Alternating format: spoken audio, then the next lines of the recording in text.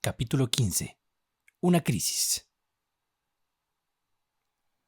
«¡Eso es una vil calumnia, si alguna vez hubo una!», exclamó Ned, golpeando la mesa con el puño cerrado hasta que todas las copas sobre ella resonaron. «¿Mi padre usa su fe como trampolín para obtener favores? Lo más probable es que les sea un obstáculo en el camino. ¡Qué poco sabes del asunto!». «¡Qué agradecidos deberíamos estar de tener tu sabiduría para iluminar nuestra ignorancia!», se burló el jockey. «Eres un gran juez, sí que lo eres. Has visto tanto de la vida que puedes decir a medio kilómetro si una moneda es de oro verdadero o falsa por el tintineo». «Nadie jamás ha dudado de mi padre», exclamó Ned con el rostro mucho más enrojecido de lo habitual y con una voz elevada que, sin embargo, no tenía la claridad acostumbrada. «¿Dudar? No, nadie duda de que sabe cómo conseguir un buen puesto y conservarlo. Es astuto, eso nunca se ha puesto en duda. Sabe muy bien de qué lado está untado su pan». Era evidente que Padron había cambiado de táctica. Su objetivo ahora parecía ser irritar al muchacho, que ya había bebido más vino del que podía soportar, hasta hacerle cometer algún acto imprudente. Empezó a provocarlo con burlas y pullas, dirigidas especialmente contra su padre, y cada vez que Ned se estremecía ante alguna indirecta o respondía con enojo, una carcajada estallaba entre el grupo que observaba el intercambio como si estuvieran presenciando una pelea de gallos. Ned era consciente de que no estaba en condiciones para responder, ni siquiera para entender del todo lo que se decía. Las luces parecían bailar ante sus ojos, nada se mantenía firme y las risas y bromas le llegaban con un sonido extraño, como un eco metálico en los oídos. Tenía la conciencia de estar donde no debía y aún conservaba suficiente sentido del deber como para levantarse de su asiento con la intención de abandonar la mesa y el salón. «¿Te vas ya, muchacho?», gritó Parker. «Aún no hemos tenido nuestra canción». «¡Una canción! ¡Una canción!», corearon las voces alrededor, y hubo gritos y golpes sobre la mesa que produjeron en el aturdido joven un efecto similar al que provocan los ladridos en un perro perseguido. «¡No te puedes ir todavía! ¡No te dejaremos ir!», exclamó Ford, levantándose de golpe para bloquearle el paso hacia la puerta. Había suficiente del espíritu de su padre en el muchacho como para que su valor se encendiera ante cualquier intención de coacción. Con más determinación de la que había mostrado en toda la noche, aunque con un paso menos firme de lo habitual, apretando el puño y apretando los dientes, Ned intentó abrirse paso empujando a Ford, que le bloqueaba el camino. «¡Déjalo pasar, Ford! ¡Déjalo pasar! Ya ha tenido suficiente por esta noche», gritó Marion desde su lugar en la mesa. Un vestigio de buenos sentimientos la llevó en ese momento a ponerse del lado del muchacho acosado. Ford se hizo a un lado y mientras Ned salía apresuradamente, dijo con una sonrisa siniestra a sus compañeros: «He cerrado con llave la puerta que da al patio y aquí tengo la llave en el bolsillo. No puede salir del castillo más que por la entrada principal. Si sale por el pórtico y se muestra frente a las ventanas del comedor, va a meterse en un buen lío con Sir Digby». «Voy a seguirlo y ver a dónde va», exclamó el jockey. Ned pronto descubrió que la puerta trasera por la que había entrado estaba cerrada con llave. Tras un intento fallido por abrirla, tuvo que regresar. Estaba decidido a salir del castillo de algún modo, pues se sentía como un prisionero. Incluso si hubiera estado en plena posesión de su juicio y tuviera la ayuda de la luz del día, los numerosos giros y pasillos del extenso y enmarañado edificio lo habrían confundido. Ahora se sentía tan desorientado que tenía la vaga sensación de estar en un laberinto sin hilo que lo guiara. Sin embargo, al poco tiempo, una ráfaga de aire fresco nocturno que entraba por una puerta entreabierta le sugirió la posibilidad de una ventana. Ned empujó la puerta y entró en la habitación, oscura salvo por la tenue luz de la luna naciente, que luchaba por abrirse paso entre masas de nubes densas que de vez en cuando la ocultaban por completo. La noche había comenzado con lluvia y tormenta. El viento empujaba hacia adentro las cortinas de muselina y hacía crujir los papeles que, junto con otros objetos, estaban esparcidos sin orden sobre la mesa. Ned avanzó instintivamente hacia la ventana, deseando solo escapar. Volcó una silla que estaba en su camino, pero no se agachó a levantarla. Se sentía demasiado mareado para hacerlo. La habitación estaba en la planta baja, y como el salón de los sirvientes daba al patio, Ned abrió más la ventana y trepó hacia afuera. Hacerlo no fue difícil. Sin embargo, había un obstáculo con el que nunca había contado. Apenas había avanzado 3 metros desde la ventana cuando se oyó de repente el traqueteo de una cadena, un gruñido, un salto, y Ned estaba forcejeando y gritando pidiendo ayuda bajo el ataque de un perro guardián grande y feroz que vigilaba el patio.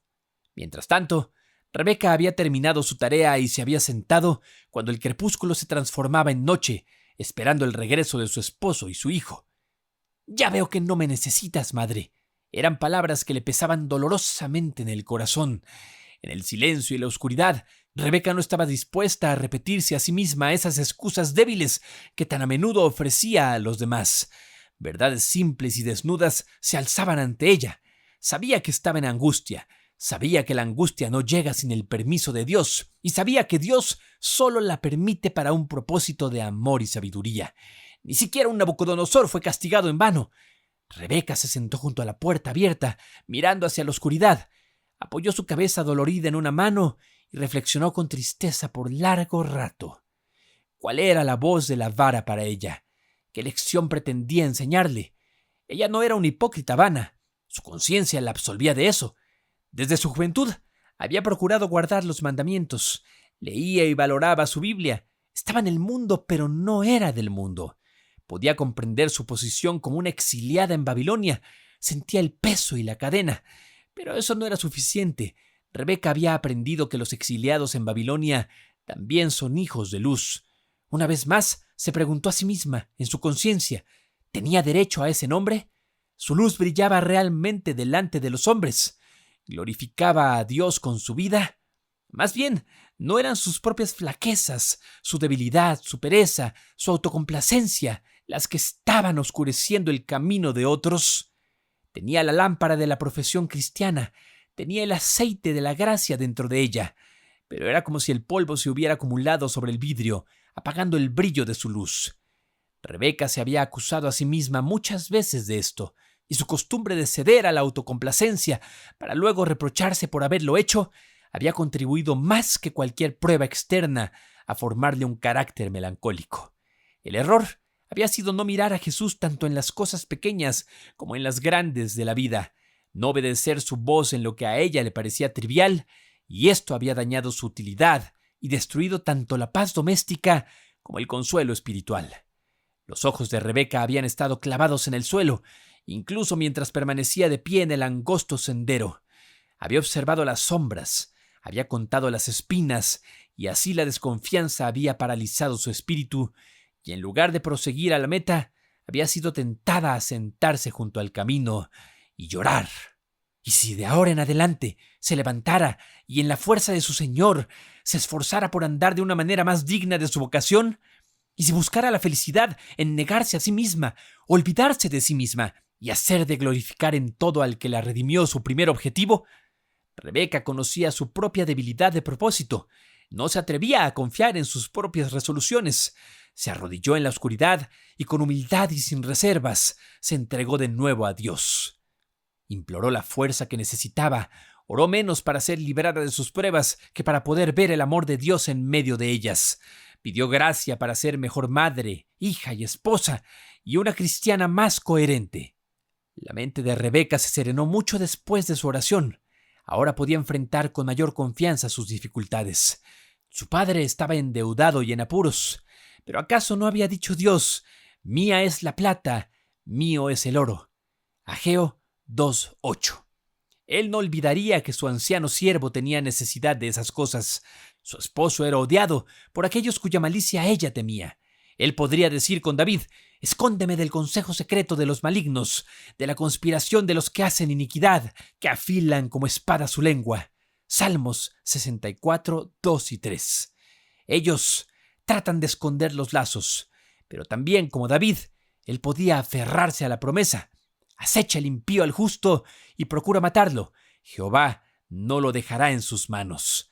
Salmos 37, 32 y 33. Pero a medida que avanzaba el tiempo y la noche se volvía más oscura y gotas pesadas caían como lágrimas de las nubes que se cernían sobre ella, Rebecca Holditch se sentía cada vez más inquieta por su esposo. Sus temores por Ned se aliviaban con la esperanza de que hubiese salido por el camino hacia Axe a encontrarse con su padre, sabiendo cuánto deseaba ella que Holditch no anduviera solo después del anochecer. Ahora, en su soledad, Rebeca recordaba todas las horribles historias que había escuchado sobre venganzas secretas y sobre hombres emboscados cuando volvían de noche a sus hogares. La expresión maliciosa del rostro de Valance se alzó ante ella como un fantasma espantoso. Recordó la complexión alta y huesuda de Ford y su motivo para temer y odiar al hombre que había descubierto sus fraudes. «Espero y confío en que Robert se haya llevado su buen bastón de roble», exclamó Rebeca. Avivó el fuego y con su resplandor rojizo buscó el bastón en su lugar habitual, en el rincón. Un estremecimiento le atravesó el corazón al ver que su esposo lo había dejado. «Encenderé la lámpara, saldré a su encuentro y llevaré esto conmigo», murmuró Rebeca, con esa creencia extraña compartida incluso por los más débiles de que aquellos a quienes aman están más seguros mientras estén a su lado. «Robert podría perderse en la oscuridad. Aún no conoce bien el lugar». Rebeca encendió su lámpara, se puso su capa impermeable y tomó su paraguas, pues escuchaba el golpeteo de la lluvia. Miró hacia la oscuridad lúgubre del exterior y sintió miedo de aventurarse sola, pero el pensamiento «No temeré mal alguno porque tú estarás conmigo», Salmos 23:4b, vino a su alma como un susurro de consuelo. Salió al sendero húmedo de grava, pero apenas lo había hecho cuando una voz alegre y fuerte, no muy lejos, exclamó: «¿Qué pasa, Rebeca? ¿Qué te hace salir a esta hora de la noche?» «Oh, Robert, estoy tan agradecida de que hayas vuelto sano y salvo. Tenía tanto miedo». «¿Miedo de qué?», preguntó Holditch con jovialidad, mientras golpeaba el suelo para sacudirse el barro de las botas y se quitaba las gotas del abrigo empapado antes de entrar en la cabaña. Rebeca dejó la lámpara sobre la mesa, lo ayudó a quitarse el abrigo mojado, colgó la gorra brillante para que se secara, avivó el fuego y puso la tetera al fuego. «¿Por qué tardaste tanto, querido esposo?» «Caminé bastante rápido», respondió Holditch, «pero como el doctor podría no haber encontrado fácilmente el camino a la cabaña, me quedé para servirle de guía y tuve que esperar un rato. Luego quise saber su opinión sobre el caso y eso causó algo más de demora. Me alegra saber que el pobre niño está mejor. El doctor dice que lo peor ya pasó». «Debes estar muy cansado», dijo Rebeca. «Solo dormiré más profundamente», respondió Holditch sentándose con agotamiento frente al fuego y extendiendo las manos hacia el cálido resplandor. «¿Dónde está Ned?», preguntó de pronto. Al verse libre de un temor, la mente de Rebeca se volvió de inmediato hacia otro. «La verdad no lo sé», respondió con ansiedad. «Esperaba que estuviera contigo». «No lo he visto, y no es probable que ande paseando por gusto en una noche como esta. ¿Hace cuánto que salió? ¿Crees que haya ido al castillo?» «No lo he visto en las últimas 2 horas. No me dijo a dónde iba». Holditch se levantó y sin decir palabra empezó a ponerse de nuevo el abrigo mojado. «Robert, ¿a dónde vas?», exclamó Rebeca. «Al castillo, a buscar a mi hijo». Holditch tenía un semblante gravemente serio mientras tomaba su gorra, se la colocaba y la apretaba contra su frente. «¿Puedo ir contigo?», balbuceó Rebeca. «¿Tú? No. Quédate aquí. Regresaré en 10 minutos». Y el mayordomo cruzó el umbral con paso firme. «¿Te llevarás la lámpara?». «La luna está saliendo y podría encontrar el camino al castillo con los ojos vendados». Fueron las palabras finales del esposo mientras desaparecía en la oscuridad.